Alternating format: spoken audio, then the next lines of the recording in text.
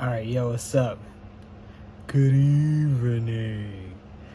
Hey, yo, it's been like 100 out here, so like every time I come home, uh, so all your clothes out.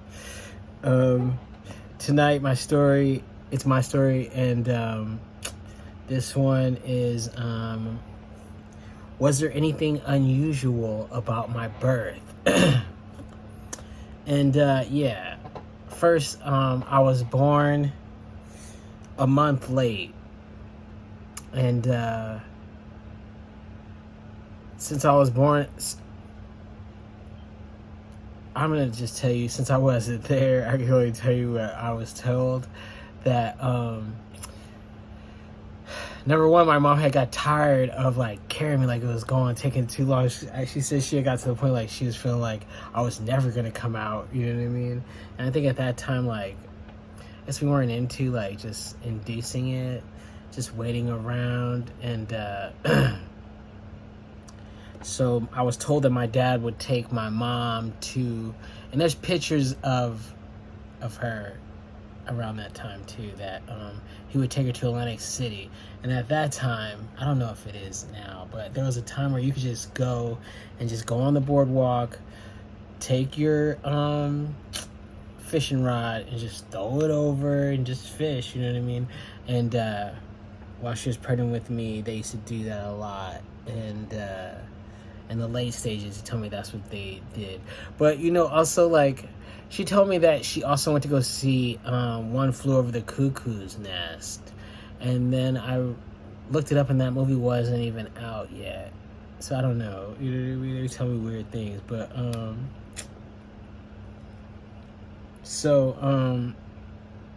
yeah, so I was a month late, and I guess they used to eat like a lot of crab, because you can go over there and get like buckets. I remember a lot of times my dad would come, and when I was little, my dad would come back from AC sometimes with a whole big bucket of them all alive, and he would just run into the kitchen. He would just throw them all on the floor in the kitchen, and they would just start crawling, and my mom would just scream and holler, ah! She'd just run all over, and we would just all start laughing. And so she would eat a lot of crabs. So even when I was little, they always said that because I love seafood, so they would always say that I got it honestly, because that's what she would eat when she was pregnant with me, especially in the last months. Like, she was heavy on it. And then when I came out, I was allergic to like everything. Milk, dust, dirt, pollen. There's at least like 16 different things that I was allergic to, and I can't remember exactly. I know I didn't go into the bubble until I was a kid, but then I was a kid with like second and third grade, so I know it wasn't out of the womb that I went into the bubble. I had got a lot of have asthma attacks. I used to get severe asthma attacks too. I remember I had a couple of those. Maybe that's how I got into the bubble. But my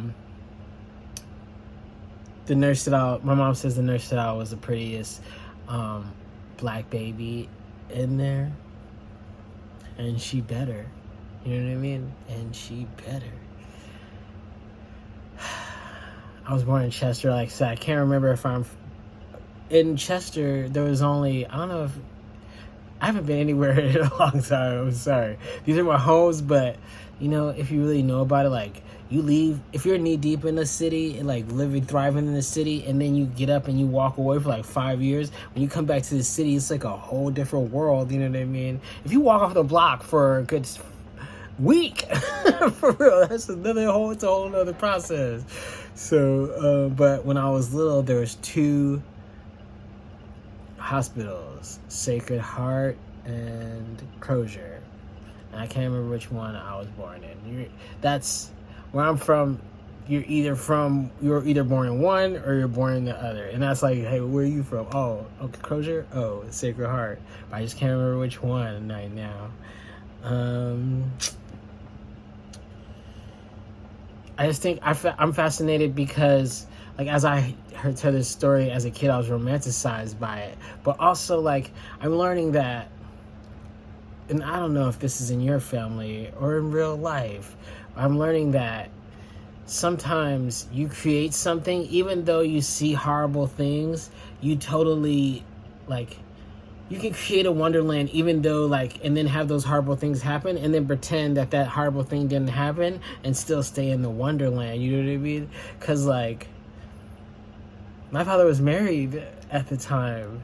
You know what I mean? Like, so when all this was going on, my father, like, he had a wife. You know what I mean? So, like, as a kid, I was, and even in that, you know what I mean? My parents got married and they lived together for at least 30 plus years. So, like, my father's in the house all the time. I never, like, my father took care of my whole life, so that's not the point here. My point is, like, you think it's one thing. You can't, that's why I always say there's no good and bad, or bad to me in my personal, because, you know, that puts a judgment on things. But, like, both can exist in the same space. You know what I mean? And you could, that's a lot how some people just justify things or stuff like that. But the reality, you know, reality is reality, you know what I mean? But, you know, he was excited. My father was excited that because he already had 2 daughters, right? And my mom, at first, my name wasn't Lonnie Council. My name was Lonnie Harvin, Lonnie Rayfield Harvin, and my mother's maiden name. And then later on, she decided to change it to Lonnie Council the 5th. You know what I mean? They got married when I was 4. I remember the whole thing. I think I already said that, but yeah, you know, it's a weird story. That's why I said, like, I only tell it because it's just like me. It has so many, like, layers and complexities. Like, that's why I never, like, I'm not on 1 or 2 things. Life is so complex, you know what I mean? Like, when I tell my story, it's not like this. It's like, you know what I mean?